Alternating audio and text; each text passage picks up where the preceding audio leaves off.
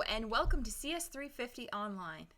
This is episode number 13, and in today's episode we're going to continue our discussion of virtual memory, focusing less on things that cause external fragmentation and more on things that are going to solve that problem. So we're going to look at paging. But first, of course, the OS of the day. So today's OS is called OpenVMS, and one of the interesting things about this particular operating system is that when it was under development, which was prior to 1977, it had many other names. So they had a really hard time trying to peg down what was the name of this OS actually going to be. Now, some of the names that they had given it are Star and Starlet, and then there was some long-winded acronym names like VAX11 VMS and VAX VMS. And if you keep seeing this VMS acronym, it's for Virtual Memory System, meaning that they've put extra effort into not only supporting virtual memory at a hardware level, but also in the operating system itself. And that obviously was a pretty big feature of the original version of OpenVMS. Now, this operating system was originally put out there by Digital, or DEC as it's also known, and we've got this lovely logo here with the shark. Digital, of course, doesn't exist anymore. It was, I believe it was purchased by HP. I'm pretty sure HP is still around. So it is this operating system still in use. So it's been around since 77, and it is actually still under active use and development today. And if you've heard of it, like, I want to say it's not a surprise, and at the same time it is, because it's not an operating system that's meant to be run on a home user's desktop environment or laptop. This is really meant to be run on high-end system servers, and it's not, like I said, it's really not meant to be a desktop. Now, they did actually have a desktop version with like a GUI and you know, like a point-and-click interface that was meant to be run on like a consumer-level hardware, but my understanding is that didn't go over so well. So what kinds of features does this operating system have? Because it is quite interesting, actually. So this is another operating system that has an integrated database. So kind of like PIC was before, where it's integrated with a database, so is OpenVMS. So obviously this, when you're integrating yourself with a database system, you're not really meant for consumer level use. But it has all of the regular features too. So time sharing, batch processing, of course, to be backwards compatible with, you know, the older professors in the room. And then you've got transaction processing on top of that because, of course, the integrated database. So that's kind of a neat thing. It supports several different kinds of internet protocols, TCP/IP being one that you've probably heard of, and then an older standard which came out, I don't even remember when it came out, but it's called DECnet. That's also supported. Now, some interesting features, like they have a distributed file system. So if you take distributed in fourth year, you'll learn more about distributed file systems. And they have a great deal of more effort placed into things like system security. Now, one of the most interesting things probably, though, about OpenVMS is the fact that it's an incredibly stable operating system. So I want you to think for a moment about the operating system that you are sitting in front of right now and ask yourself, is that operating system stable? Well, what does it mean to be stable? Well, blue screens of death or kernel panics of some kind. Those don't make an operating system stable, but constantly having to do updates and reboot your computer because of updates, that's also not that stable either.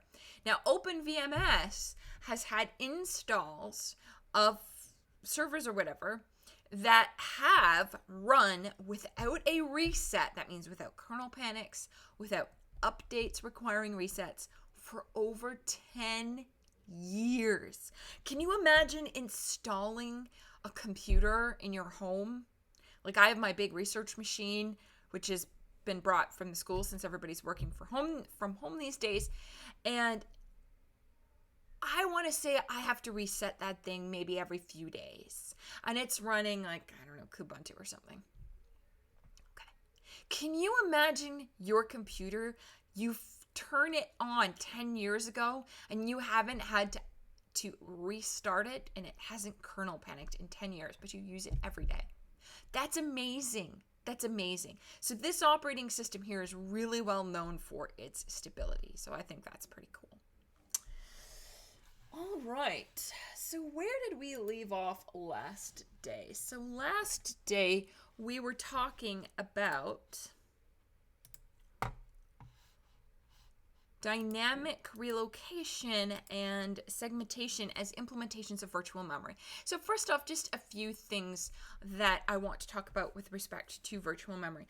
One of those is, remember that we are trying to abstract where a program's address space actually lives in physical memory from the process. And there's a variety of reasons why we would do that. One of them is the fact that a process's address space may actually be larger than the amount of physical memory we have. And there are certain implementations of virtual memory that will actually support processes with address spaces that are actually bigger than the amount of RAM that you have. And in fact, this is a very common thing. What they're going to do is those implementations, we're going to keep the address space on disk and load the portions of it only when we need them. They call it on-demand paging. And we're going to talk about that a little bit later. Not today, though. But if any of you have ever installed a variety of new Linux, then you may have remembered, or you might recall, that you have to create a partition for swap space. What do you think that swap space partition is for? Now, I remember when I first installed GNU Linux, it would have been, I want to say, Red Hat in 2001, I think. That's not the first I've ever used a distro of a Linux kernel, but that is the first time I ever installed it. And I remember there was like this default. You had to create a swap space partition that was at least as big as the amount of RAM that you had. And the idea was that's what we're swapping kind of the address spaces out to. Or they use it as like a temporary cache. So that's one advantage that virtual memory will let you do, is it will let you have address spaces that are bigger than physical memory. And then you can also have more processes running than you could technically fit in memory at once. Again, that's implemented through on-demand paging. And then we also have this concept that we're providing this level of isolation, not just between processes, but between processes and the hardware itself. And that isolation serves several purposes. One of those purposes is if I'm playing Red Alert 2, which I really have to avoid because I love the game. But when I play Red Alert 2, the games tend to last for 16 or 18 hours. I don't play with super weapons. Like a good tactical game. So if you're playing a game like that, and you want to create the anti-aircraft tank, and you create 30 IFEs, and it costs some amount of money. I think they're like $400 per IFE tank. I don't want Red Alert 2 to be able to open up or communicate with my Chrome tab that has my bank account open in it and actually use real money to purchase fake IFE tanks. That doesn't make any sense. So virtual memory is going to give us isolation between processes. So that's really important. And effectively what we're going to do is each process believes it is the king of the world and it's the only thing that exists, even though it's not. The other thing is by isolating processes from the hardware, we are preventing a process from knowing where it actually lives in physical memory. And if you did know where you lived in physical memory, then by virtue of knowing where you are, you know where you are not. And since you know where you aren't, you know where to start moving your pointers to go looking for things that you're not supposed to get into. So, virtual memory serves many, many different purposes. And when we are implementing it, things to remember is that every address is fake. So every address has to be translated. And when we're looking at mechanisms to perform that translation, we want to make sure that we are offering that protection. We want to make sure that it's transparent. That is, the process is never aware at any point that the addresses it's using are fake. And we also want to make sure that the actual mechanism we are using for that translation is really efficient, because you are going to be doing a minimum of one translation per instruction, because you're going to have to translate the program counter, right? And then if you've got like a load or a store, then you're going to have to also translate that address as well. can be very costly. So you don't want the kernel to be doing this. We're actually going to do it in hardware. And furthermore, we want the actual calculation to be very simple. And we want, in terms of efficiency, not just the calculation to be fast, but what we also want is for the amount of extra space that I need to set aside in order to actually store whatever extra information I need to perform that translation. I want it to be as small as possible. So we've got lots of different discussions about efficiency. Now, we looked at two mechanisms last day. One was dynamic relocation, which is very simply put, we treat the address space as one contiguous block, and we are going to find a region of physical memory that is the same as that size as that contiguous block, and then we're just going to map those addresses in physical memory to 0. So whatever the start address is in physical memory, that's going to be 0. So that's our offset or relocation value. And then to go between physical and virtual, from physical to virtual, you'll subtract the offset, and to go the opposite direction, you're going to add. Very, very simple. So in terms of efficiency, dynamic relocation is super efficient because in the worst case, you have to store like 2 integers that indicate what is the offset? And what is the limit? And the limit, of course, is the length of the address space. Because what you'll note is that even though our virtual memory is technically 64 kilobytes, we're only using as our address space these 28 kilobytes. So since we're not using anything beyond 28 kilobytes, it doesn't make sense to allocate more than that. So we're not going to. Now, there are a number of problems with this very simple addressing scheme. One of them being that it introduces fragmentation, either internal or external, depending on your implementation. So this version here, where the address spaces are compressed and they're all different sizes, is going to cause external fragmentation because each allocation is going to be of a different size. And you're going to come up against this point where you have the memory technically for the process, but since it's not in a contiguous block, you can't actually assign it. So that's a problem. The other issue that you can come up with was internal fragmentation and just general space wasting is if you have a traditionally laid out address space, which would have the code kind of near address 0 and then the heap close to that, and then the stack somewhere in the middle or at the end, depending on your implementation, what you're going to end up having here is we need one contiguous block for the address space. So we've got to go from address 0 all the way down to the bottom of the stack. So in the case of OS 161, all of our address spaces would technically need 2 gigabytes. And that is, if you consider the actual amount of space that the sort program would use, it's 1.2 megs. But we had to allocate 2 gigabytes for its address space simply due to its layout with dynamic relocation. So significant amounts of internal fragmentation here. So we tried to solve this problem of internal fragmentation by noting that the address space is made of these segmented regions and that nothing lives outside of them. So we've got code segment and a data segment and a stack segment.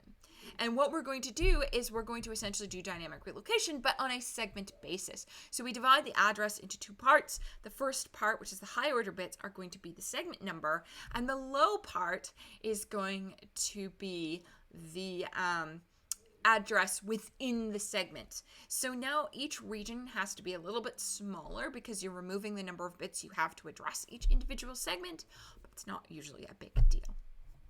And how the address translation works here is first the MMU, which remember is a part of your CPU, is going to extract the segment number, determine which relocation and limit values we're going to use, and then it's going to look at the segment offset. And using those appropriate very tired. Using the appropriate relocation and limit registers, we will actually perform the translation.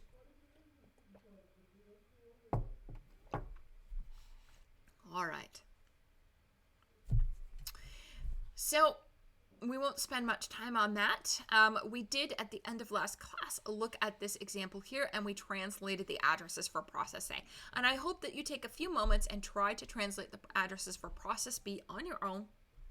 You're welcome to post things to Piazza. I know Piazza is a bit crazy right now.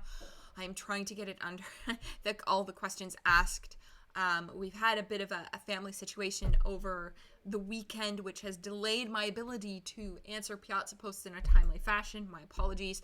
My father-in-law had a heart attack and is obviously in the hospital.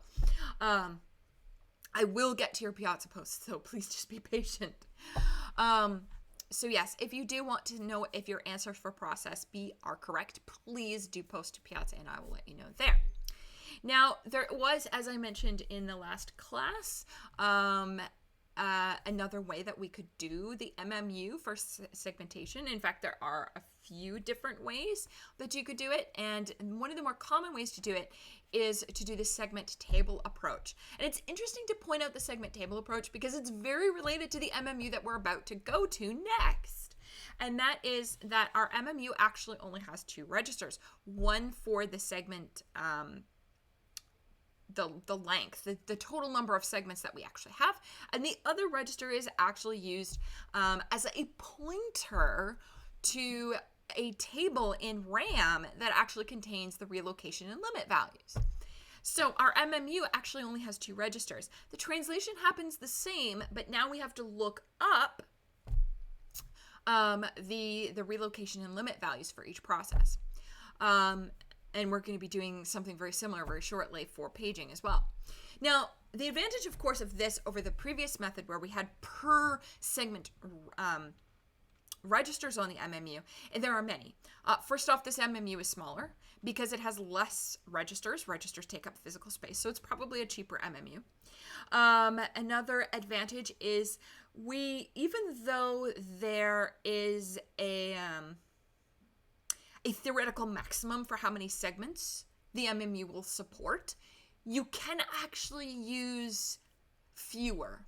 So because we have the segment table length register, we could say, even though I support 12 segments, this particular address space has only 3. And then that's just checking to make sure that when we get a segment number, the segment number is less than 3, right? So there is a lot more flexibility here with that. And thank you for the good wishes for my father-in-law. I will pass those along to him. So, and then the other advantage we have is not all segments are read-write. I mean, if you think about this, you've got the code segment. Are you allowed to overwrite code? Now, I know in OS 161 right now, the code segment is read-write. Yeah, I bet you didn't know that one. So user programs can technically overwrite their code. There's no protection for that. If you want to implement protections like making something read-write or read-only, with a register-based implementation, you would need another register for each of the segments. And then if you wanted to have some other flags for when was the last time you used this, you've got to keep adding registers and registers. Now, you can't just add registers because they're physical hardware things. So this would be something that would have to be designed in advance. And as you add things, the MMU gets bigger and bigger and more expensive. So the advantage, again, of this table-based approach is the fact that each table entry can actually store the right protection bits and use bits and so on and so forth. So this is actually a much more flexible implementation. Now, one of the downsides of this, it's not all good, is the fact that registers are faster than memory accesses. So the downside of the segment table approach is the fact that we have to go to RAM. So for every translation, we need to go to RAM. Now, obviously, caches are going to get involved here to improve that, but I think you see some obvious differences. Apologize if you hear any loud things that sound like thunder or big rumbles. We finally got my gym in my basement set up, so we've got 3 great big heavy bags down there, and if you hear any big bangs, it's because somebody is using one.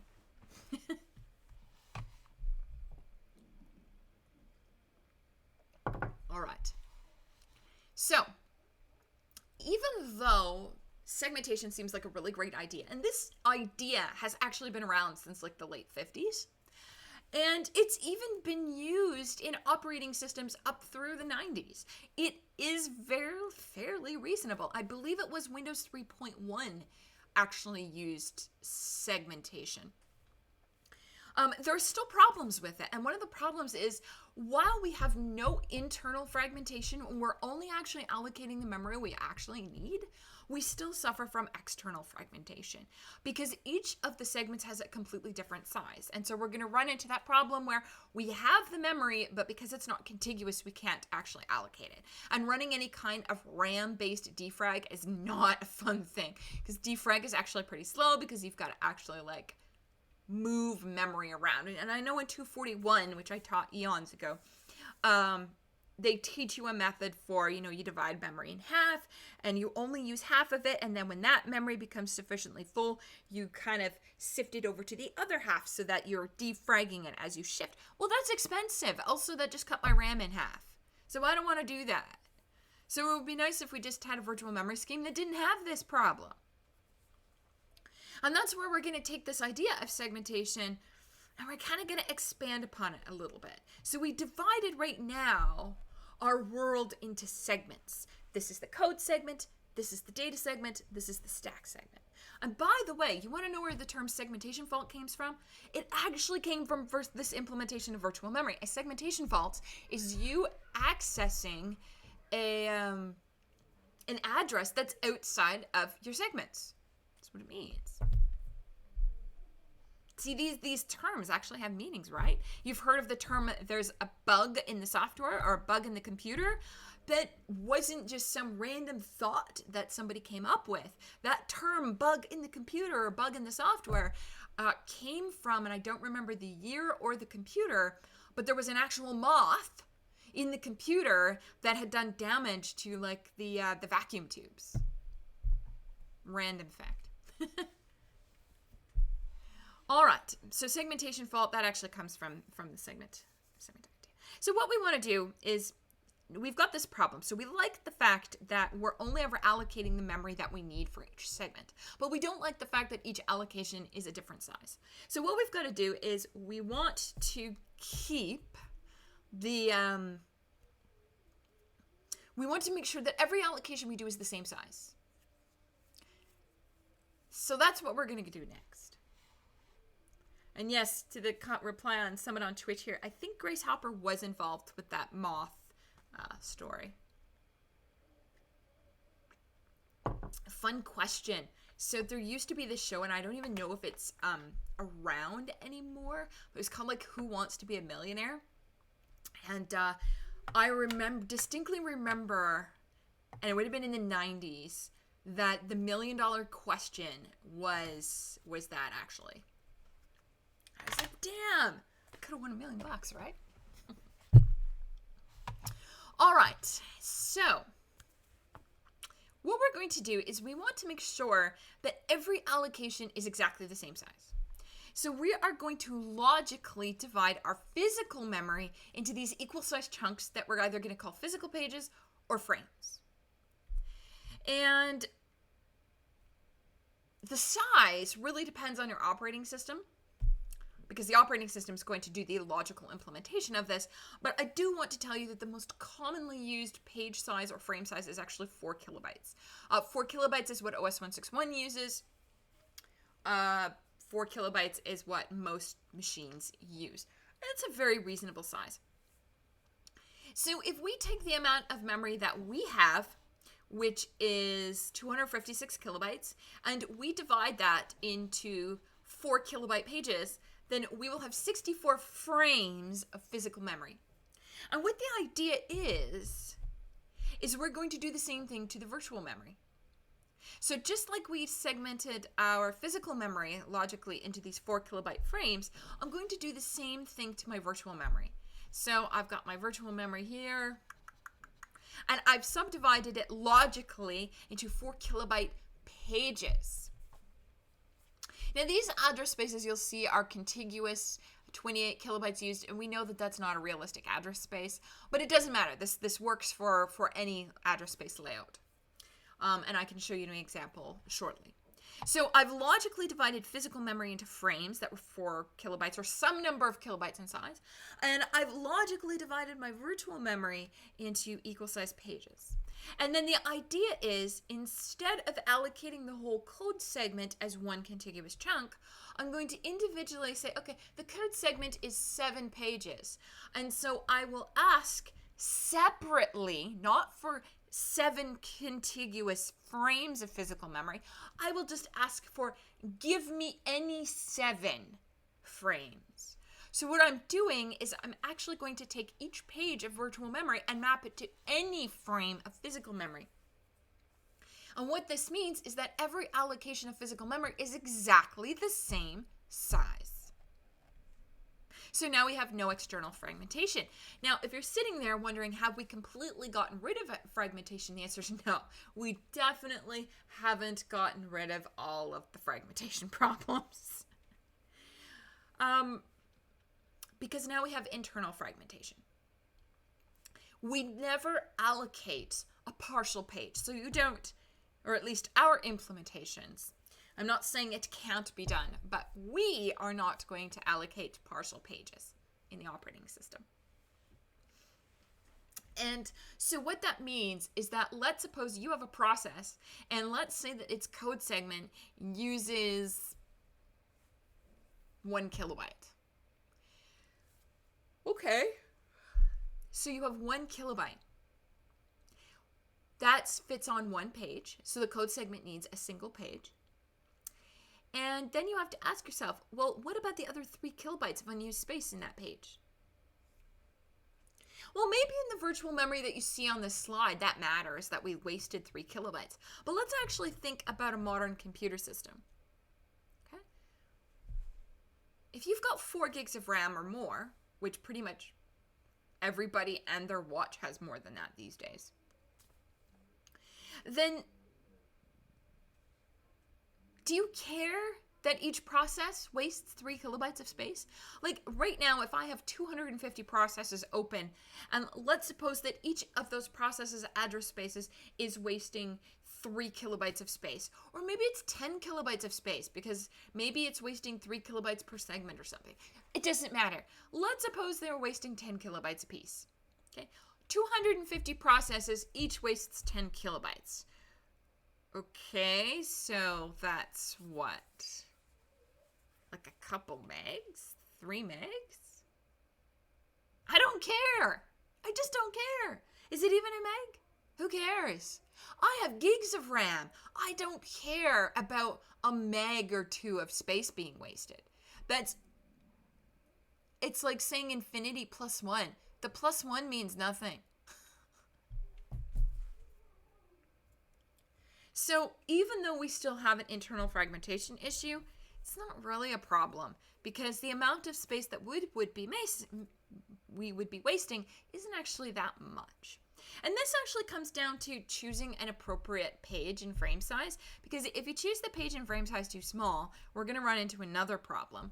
And if you make the page and frame size too big, then you'll end up wasting more and more internal space. So it's about finding a really nice balance between these two things. Okay.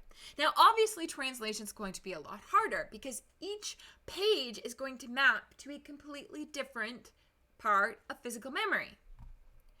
And what we end up having to keep is what's known as a page table. And what we're going to have is a page table stored in memory, and the page table contains one entry for every possible page of virtual memory, not for every page of the address space, for every page of virtual memory. And I'll explain why with a diagram in a minute. But the idea is the page number is going to be the index into this table, and each entry in this table is called a page table entry, or PTE. Then the page table entry is going to contain some information about how to map that particular page of virtual memory to the physical frame. So what we're going to keep track of is the frame number, and then whether or not we are actually using this page of virtual memory. Now, this is where students tend to get confused because in our example here, our address space was contiguously laid out. So why don't we just note that, okay, well, this uses 7 pages, so why not just have, 7 entries in the page table and then have some counter somewhere that indicates there's only 7 pages in use. Okay, the problem with that thinking is that that's not how address spaces are actually laid out. And how address spaces are actually laid out. Give me a moment. Allow me to open one of the world's buggiest programs. I know. Many of you gave me some suggestions for other programs that I could use. And I will get to switching at some point, but, time and all that. Where'd it go? I also love how Microsoft, through the school, so I changed my name at the university like 6 years ago. And for some reason, all the Microsoft products didn't accept the name change, so they still have my old name. So if you're wondering why the name is different, yeah, that's why. All right, so what I want to show you here is an actual address space layout.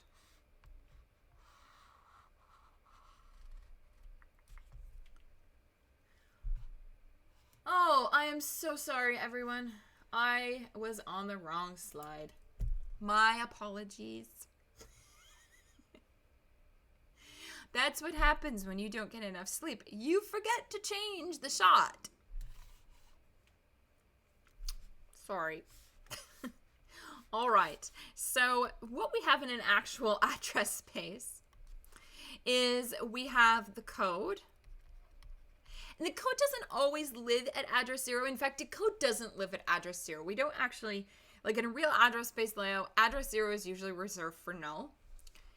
And then we'll usually have some space for dynamically loaded libraries, but it doesn't matter. Let's just draw it like this. And then you'll have data. And then you'll have, just for the sake of discussion, we're just going to make a simple address space here. We'll have the stack located over here. So here's the problem. If I were to create the page table for this, and I'm going to make really chunky pages here so I don't have to draw so much. So let's draw some page divisions. Let's get really lazy in our drawing. Okay. How do I create the page table for this? Because the problem is highlighter. I'm using these 2 pages here, but I am not using this page here. And then I'm using these 3 pages here, but I'm not using any of these pages here. So if I were to create a page table that only kept track of the pages I'm actually using, then I couldn't use the page number as the index into the table. Now you might be wondering, well, does that matter? We can just search. No, that matters. This needs to be an efficient lookup. And having the page number be the index into the table is really efficient. So really, the reason why our page tables have an entry for every page of virtual memory, not just every page of the address space, is because our address spaces are not laid out contiguously and they're always changing. So we need to be able to keep track of which pages we are and are not using. So what it's going to look like is you'll have this one valid, and then invalid, valid, valid, valid. And then that way I can use my page number as the index into my page tables. So that's not so bad, right? Well, at least it seems not so bad right now. So there you go. Now everybody can actually read the slide. Yay. Okay, so now you see why we actually need that page table entry for each one, even if we're not using it. But how do we actually do the translation? So we've got all of this information stored here. So I've got the page number, that's my index into the table. I've got the frame numbers, and I know whether a bit is valid. So how does the actual address translation work? Okay. So let's talk about it. First off, how is our MMU? Well, our MMU actually only needs one register, and that is, where is the page table? Real simple. And then what's going to happen is when the MMU gets a virtual address, it's going to divide it into two parts. The first part is going to be the page number, and the second part is actually going to be the page offset. So our addresses are again going to have two parts. So here's my address. I'm going to divide it into two, and the high order bits will be the page number, and the low order bits will be what's called the page offset. That's the address within the page that you can find that particular byte at. So what we've got to do as the MMU is the MMU first has to extract this, because it's going to use the page number as the index into the page table. And then, so what we're going to do is we're going to get the page number.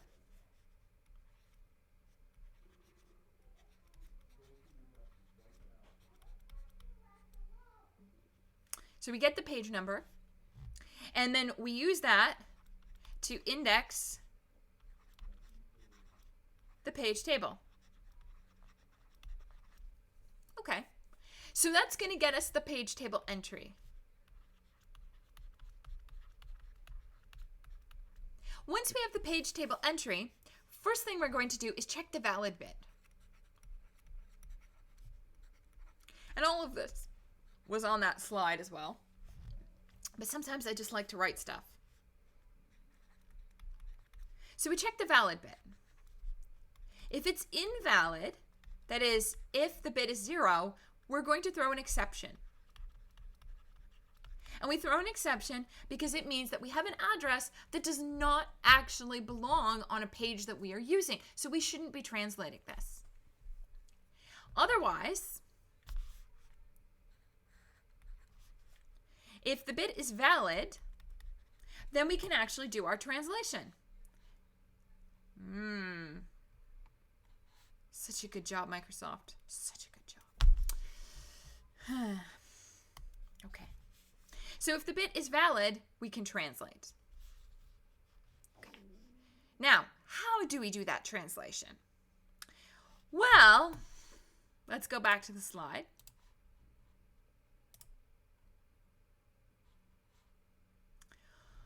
What we are going to do is the page number is the virtual address divided by the page size.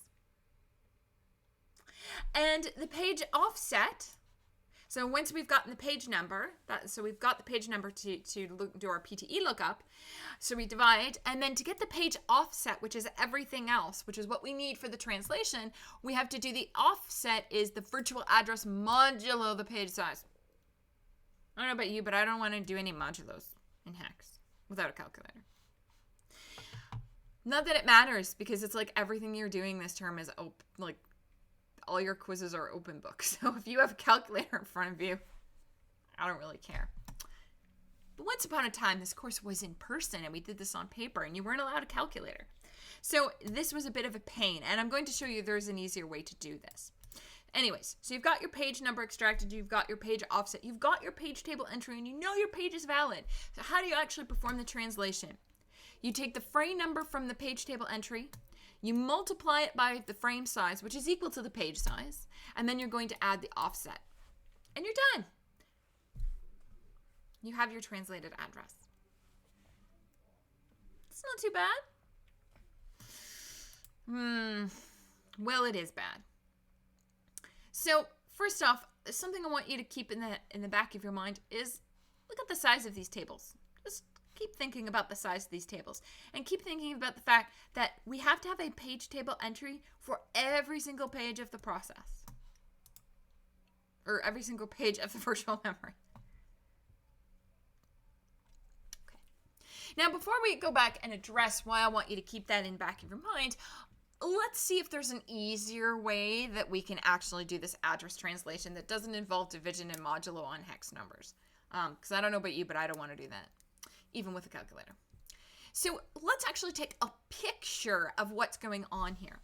So we have the virtual address up here, and we divided it into the page number and the page offset. Now, how do we figure out how many bits we needed for the page number?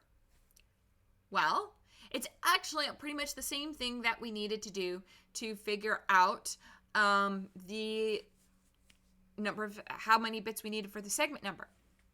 So what we're going to do is, of course, now I want to go back to OneNote, and OneNote's like laughing at me again.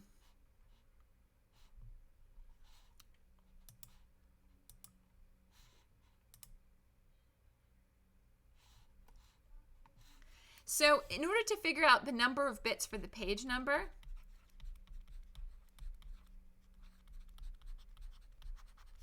it's the log of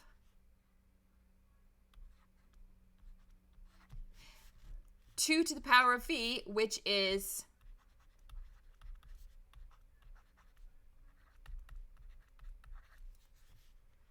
but that's not quite correct, because that would give you v, and that's just the same as that. So what we're actually doing is it's the maximum virtual memory size divided by the page size.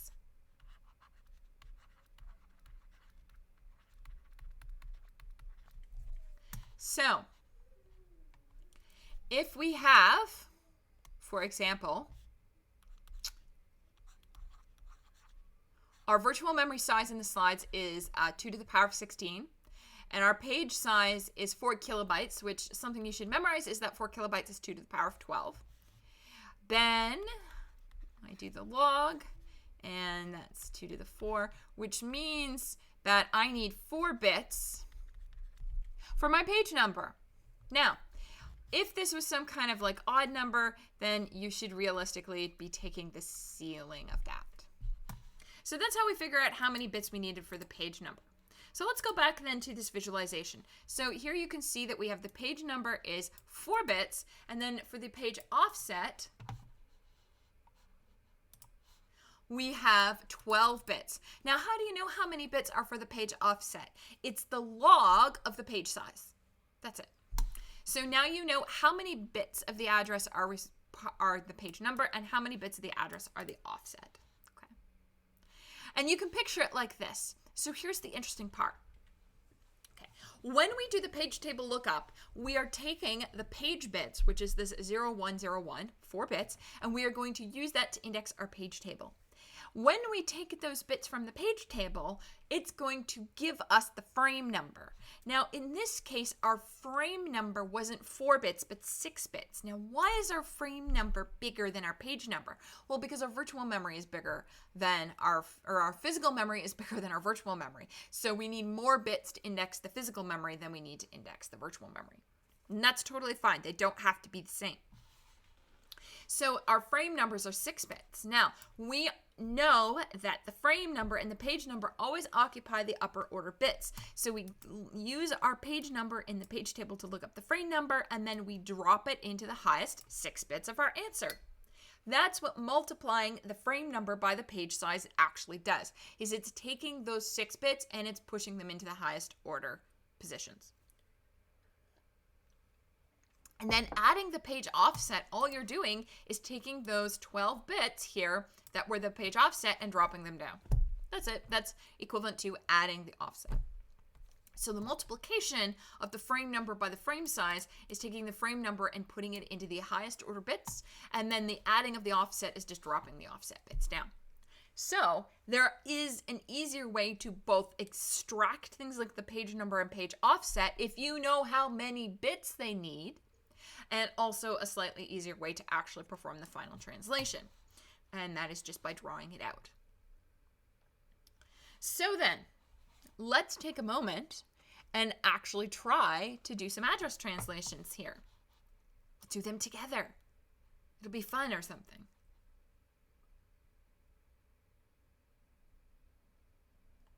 So question on Twitch here is, in this example, any specific process can use at most 16 frames of memory and cannot eat all the physical memory. Yes, so that's actually an interesting thing. So when your virtual memory is actually less than the amount of physical memory that you have, so we're using 16 bits here for virtual and 18 for physical, it means that no one process can consume 100% of the physical memory. This actually has an interesting consequence. So it's going to let all of our processes be preloaded into memory, which is very, very fast. but it has the side effect of limiting how many processes we can run. So we can only technically run 2 to the 18 divided by 2 to the 16 processes at the same time. Like, that's the theory. If each process maximized how much space it was using, that's how many theoretically we could use. Now, in practice, most address spaces wouldn't be using that much, but there you go. It is going to still restrict how many we can run. Okay. So what I want to do now is do this little translation here. We're just going to do process A again. I want you guys to take an opportunity to try to do process B on your own. Oh, look. There's some leftover pieces. Let's see if we can erase them. No, it's like they're permanent marks. Weird. Okay. So we've got process A. So our first address, 102C. And now we're going to have our page number and then our offset. And then if we still have room, we'll have our physical address. All right. So our page number here, we know from our example that our page number is 4 bits. And our offset is 12 bits. Now, a dirty secret is that each hex digit is 4 bits. So this 1 is actually 0001. So I know that in this case, the page number for this first address is actually 1. And then I know the offset is the remaining 12 bits, which is 02C.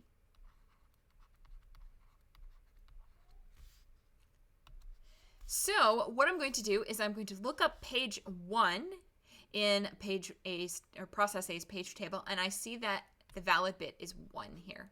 And so I know that this address can be translated. And so then what I'm going to do that translation, we'll do it right here, is we are going to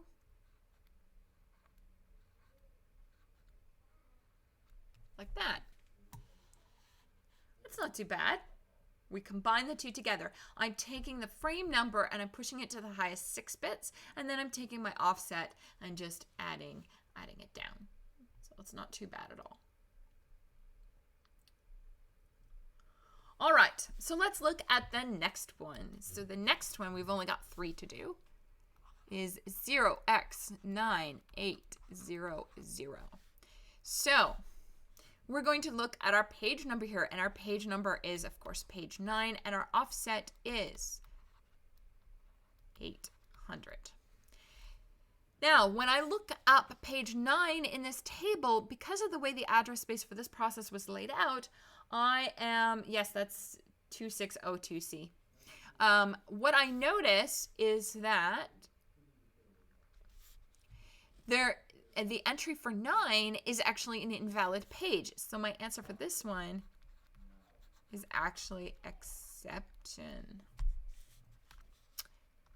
Make sure that you write exception and you don't write error or segmentation fault or anything like that, because that is the interpretation that the kernel gives. We are not the kernel. We are pretending to be the MMU right now. Our final address is 0024. Now I want to comment, we may not always put these higher order zeros here, but that doesn't mean they're not there. So if you don't see the zeros there, maybe draw them in yourself. So this is going to be on page 0. Our offset here is 024. So my address translation, I go up, I see that frame 0 or page 0 is valid.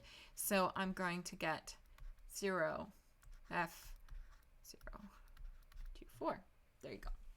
So there are those 3 addresses translated for process A, and I encourage you to try those for process B on your own. All right. So hey, this isn't so bad, right? Could be worse. And again, advantages, we have no external fragmentation because we are all of our allocations are exactly the same size. And the internal fragmentation, that internal wasted space, isn't actually that bad if you consider how much RAM we probably have in reality. Now, we should talk about some other things. So our page table entries here are really simplistic. Really, really simplistic. They store the frame number and the valid bit. But what about that code segment that's supposed to be like read-only? Okay, so our page table entries are actually a lot more sophisticated than what we've shown you. They contain things like a write protection bit to indicate this page is read-only or this page is read-write. They may also contain bits to mark whether the page has been used or not. So have we used this page to perform a translation recently? They may also contain bits to indicate have the contents of this page been changed. So they usually call that a dirty bit. And so the page table entry can actually have a lot of different bits associated with it that are responsible for keeping track of usage and protections and so on. So the page table entries they can be reasonably sized. So here's the problem that we're coming up against. This seems like a great idea, right? It seems like a brilliant idea. But how big is that page table exactly? Well, how big is a page table? Okay, well, let's look at the page table that we have in the notes. Our page table in the notes, well, how big is a page table entry? So let's make let's make sure that our,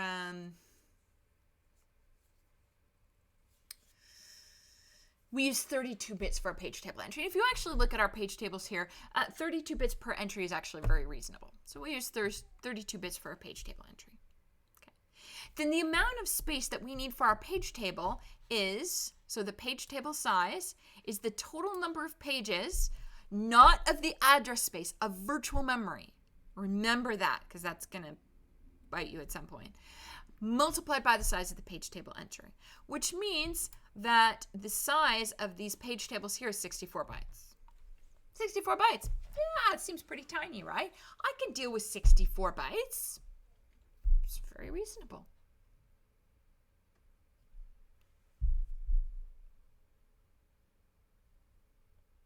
But I don't use 18-bit physical memory, and I don't use 16-bit virtual memory. And in fact, 16 bits, we said bye-bye to 16 bits after Windows 3.1. So, well, how big could a page table be if we had 32-bit physical or 32-bit virtual addresses? Okay. So let's make the same assumption that our page table entries are still 32 bits, and that's a very safe assumption to make. So 4 byte entries per page table entry. We have for 32 bits, let's do the math. Let's just do the math so you can see how we arrived at the page tables being 4 megabytes is. So let's, so we've got, so the number of pages is equal to 2 to the 32 divided by page size. So it's virtual memory size divided by page size tells me how many pages I have. So that means I have 2 to the 20 pages. And so my PTE size is 2 to the 2 bytes. This is all in bytes.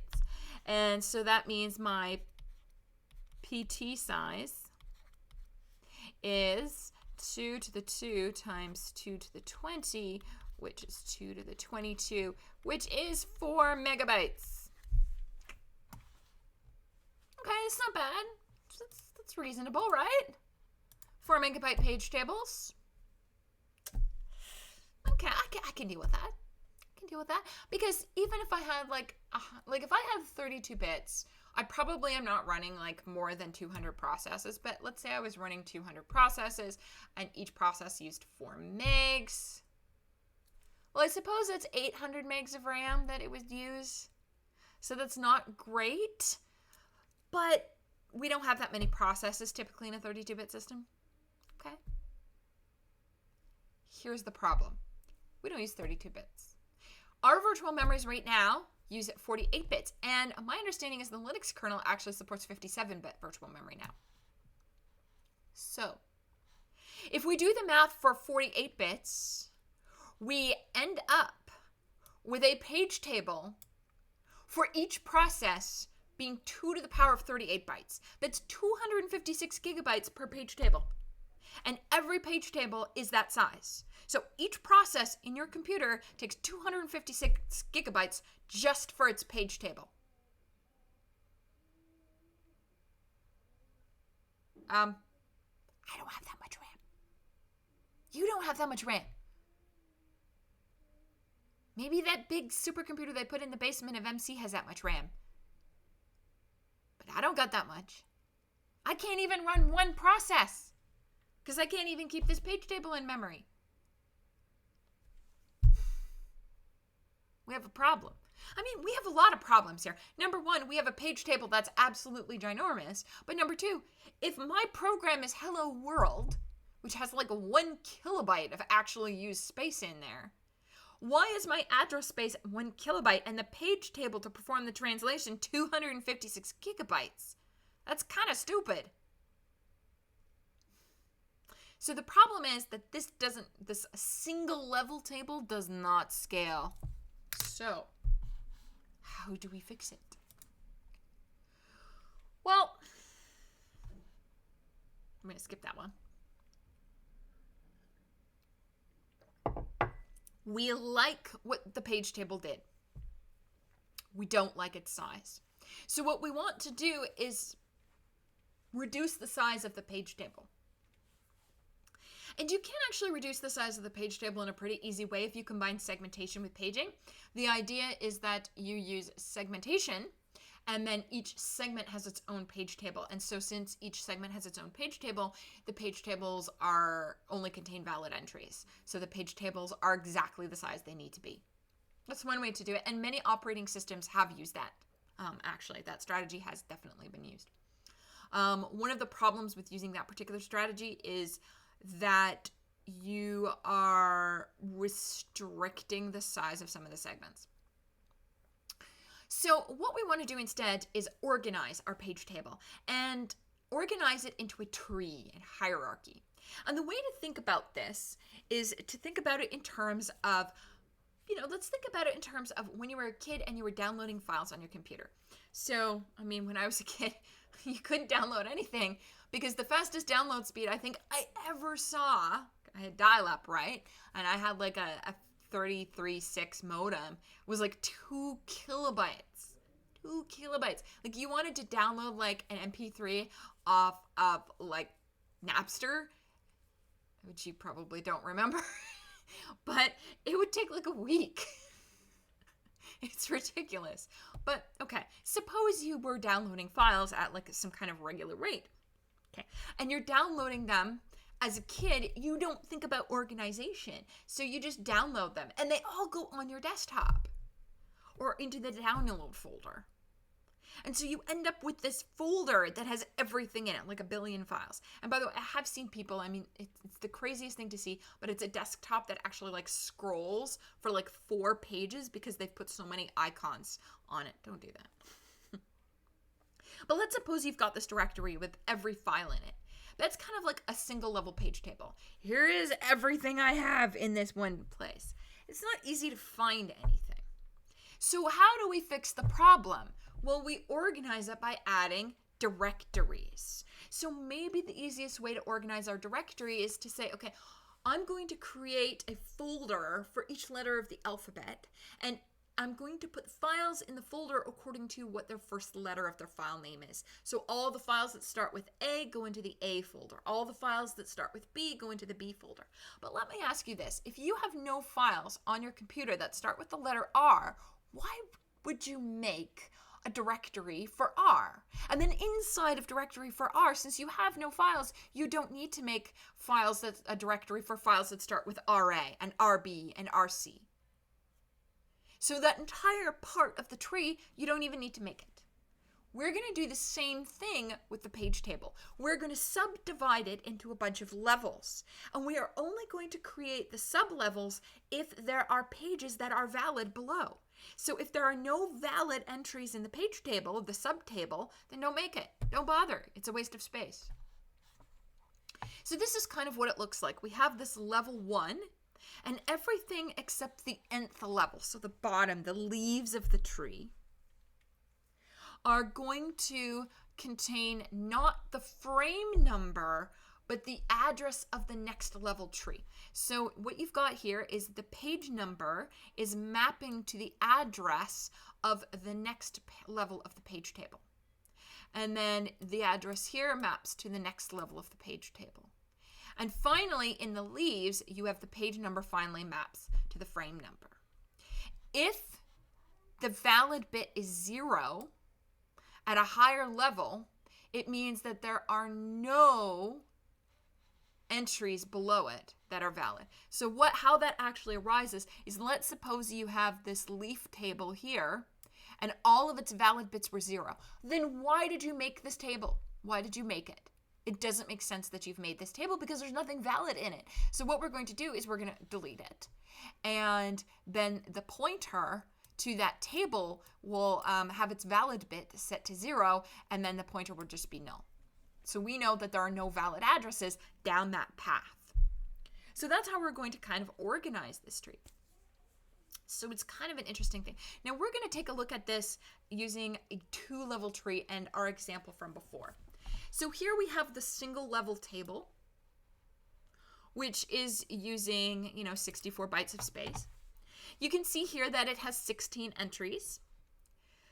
Now, let's suppose that we divided it into 2 levels. And since the page number here was 4 bits, let's say we're going to use the page number is 2 bits for each level. And I'll show you how that comes into play with the address in a moment. So my first page number indexes here, and I see, okay, page 1, or for page number 1, that's going to map to table 2. So then I go to table 2, and I'll look up my page number here. So let's count. So we've divided this single level table into a 2-level table. How many? So we have 16 entries here, and of those 16 entries, over half of them were invalid. So over half of that was wasted space. Now let's look at our 2-level variant. There are 12 entries. We have fewer entries. We also, instead of having over 50% of our entries being invalid, we have only 3 of 12 entries being invalid. So only 25% are invalid. So we are making better use of the space with this 2-level table. Now, how does this actually work? So what we're going to be doing is we're going to be dividing our address into more parts. So, if this is my address, I'm still going to have the offset here. Offset is only related to the page size.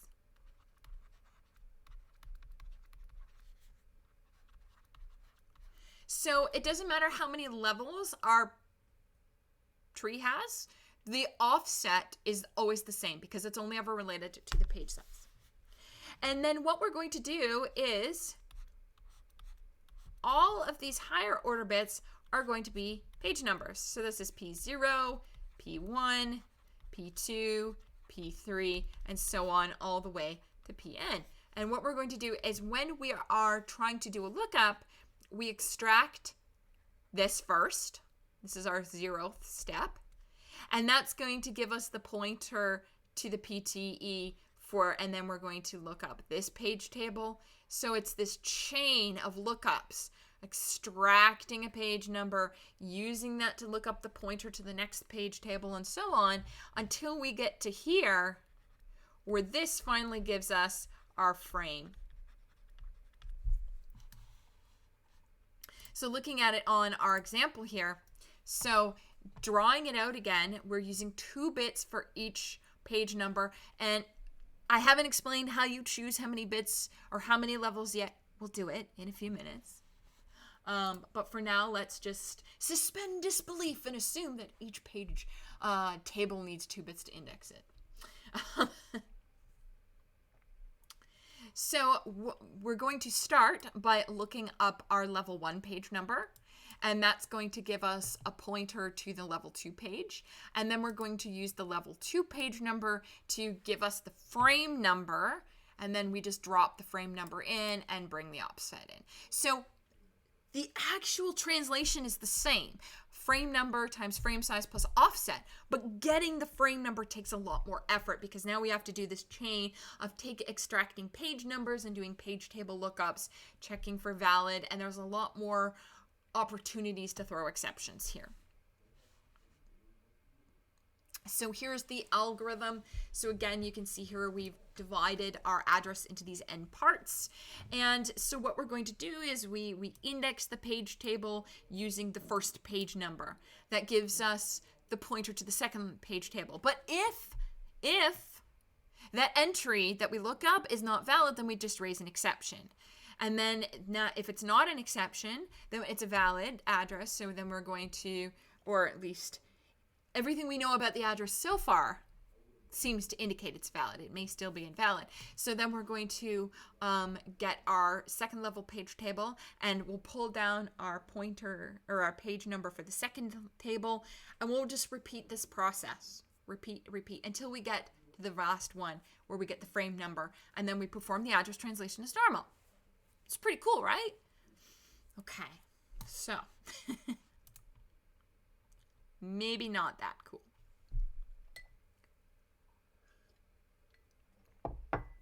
So here's the thing. How many levels do we make?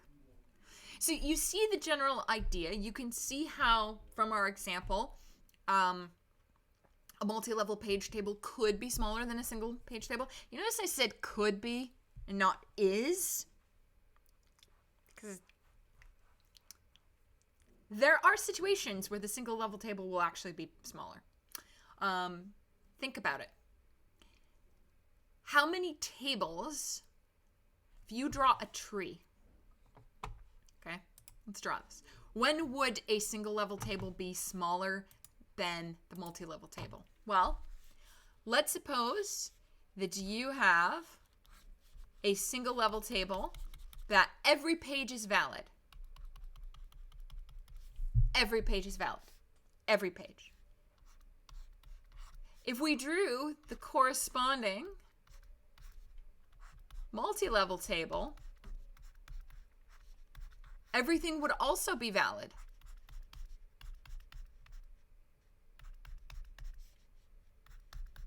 However, only the bottom layer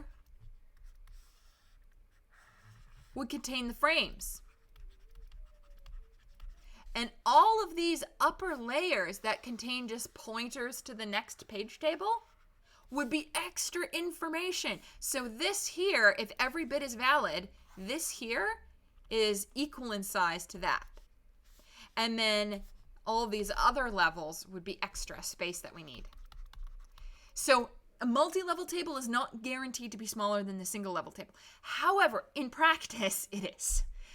It would be very weird to have a process that used 100% of virtual memory. That's just unheard of. That's an aside. A fun thing to think about if you're a math person. Okay. But so the question then becomes, how do we decide how many levels this should actually be? Is there any reason behind that? And there is a reason behind that. The reasoning behind choosing the number of levels is, well, how big do you want each of the page tables to be? So how much space do you actually want each individual table in the tree to consume? And the answer is, I want each page table to fit on a single page.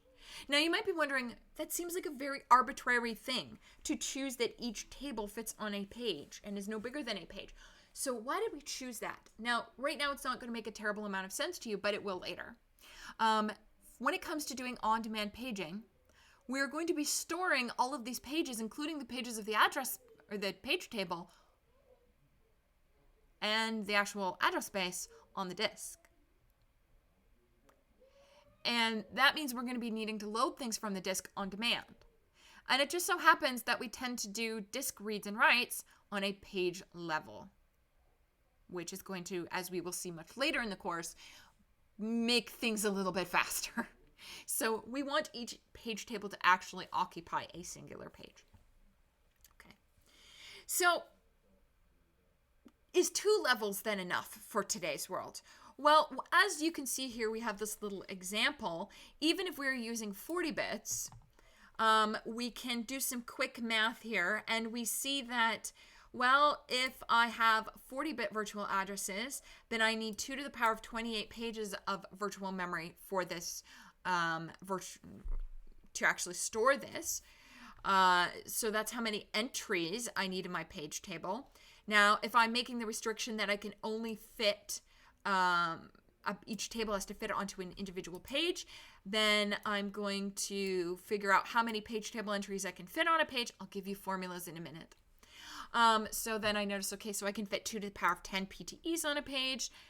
So that means I need 2 to the power of 18 page tables, but that's bigger than the number of entries I can fit, which means that my directory or my root of my tree would be more than 1 page, which means I need more levels. So how do we actually do this? So these formulas I'm about to give you are not in the notes, but they are in the extra material that is posted to Piazza. So do pay attention to that. So how do you figure out how many levels you need? Well,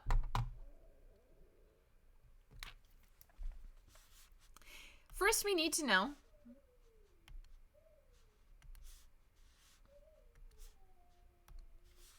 how many pages or how many page table entries fit on a page.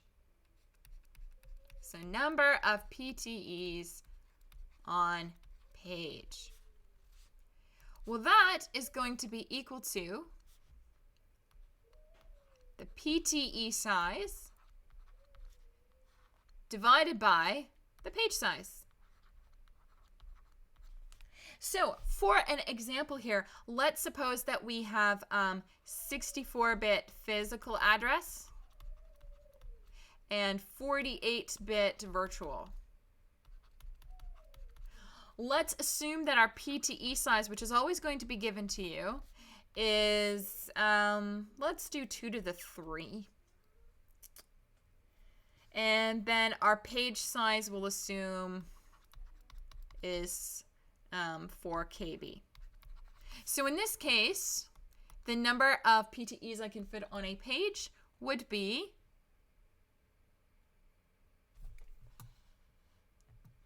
sorry, I've got this formula backwards.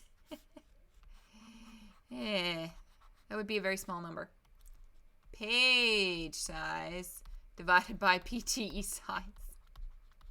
So what we end up with is 2 to the 12 divided by 2 to the 3. So I can fit 2 to the power of 9 page table entries on a page. Okay, that works really well. So now I need to know how many bits do I need for a page number. Now, why do I need to know that? Well, that's going to come into play as to how many levels we need. So the bits per page number is computed by taking the log, obviously the ceiling of the log, of the number of PTEs you can fit on a page. So in this case, that means that I need 9 bits for my page table, or for my page numbers. Okay. Now I have enough information to actually compute the number of levels. So levels is equal to, so we're going to take the ceiling. I mean, you could draw it as the angle brackets there, or you could draw it as the word ceiling. So we're going to take V, which is the number of bits for virtual address, and we're going to subtract the offset bits. So in this case, that would be the log of the page size. And then we're going to divide that by the number of bits we need for each page number. Go. So in our example here, we end up with I'm going to go back to using these lovely brackets. So we've got 48 minus 12 over 9. And we're going to take the ceiling of that. And I don't actually have a calculator here. Examples on the fly. So that would tell us how many levels that we need. Which I'm going to guess and say is 4 or 5. Now, where is the calculator in lovely Mac OS? Let's do 48 minus 12. And then divided by 9. 4. Yeah, I thought it was going to be 4.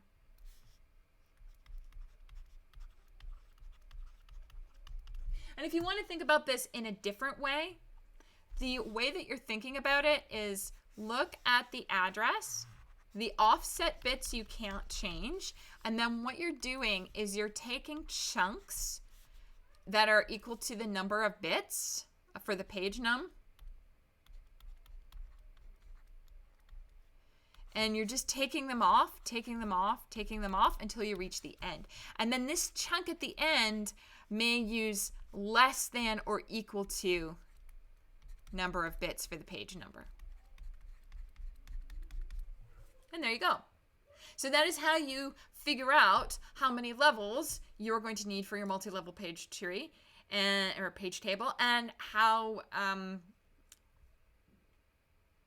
big each of those parts are. So how many bits are used for each level and so on. All right. So I'm going to leave that here for today. And in our next episode, we are going to talk about how bad the performance of this particular thing is. And we'll talk about ways of improving the performance. And then we're going to move into talking about how does OS 161's virtual memory implementation. And it will be a special episode on Thursday. You'll see. All right. So we'll see you on Thursday then.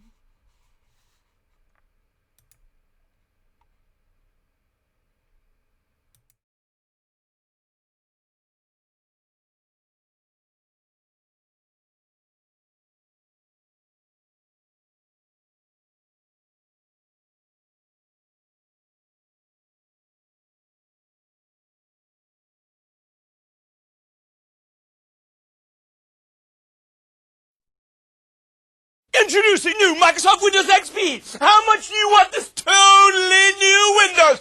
Wait just 1 minute before you answer! Watch while I make Windows XP the center of my home! All my pictures, all my music, all my videos, all in one place! Burn them to CD, post them to MSN, you'll mail them to friends, all with one click! Voice, video calls, right from Windows Messenger, and separate accounts for every person with Windows XP! It blows my mind! But wait! Windows XP is just the most exciting operating system you'll use at home! It has monster business value too! It's secure! It's manageable! It's mobile! Wireless networking lets you read email at the airport! Or at the game! Or at the bar! Whoops! I really mean at some coffee place! This product's so hot, I even need a fan! I need to pour ice water on myself! You don't just listen to us, listen to other people who've used this fine product now! Our company was on the ropes, taking hits from every side. But then, over 40,000 genius users installed Windows XP. Our help desk calls dropped significantly, and our stock's up over 40% since the start of the year. Goodbye Windows 9X, hello Windows XP. That's right, a new Windows for home and business users! How much did you guess? 500? 1,000? Even more? No! It's just $99 for the home edition and $199 for professional! It's Windows XP from Microsoft! Get it now!